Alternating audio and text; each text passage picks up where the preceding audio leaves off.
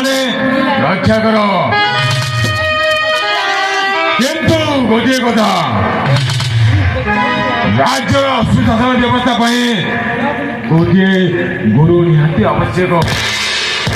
ତେଣୁ ମୁଁ ଦତ୍ତଗୁରୁ ଶୁକ୍ରାଚାର୍ଯ୍ୟକୁ ଆହ୍ୱାନ କରୁଛି, ସେ ଆସି ଦେବେ ଗୁରୁ ମନ୍ତ୍ର। ଦତ୍ତଗୁରୁ ଶୁକ୍ରାଚାର୍ଯ୍ୟ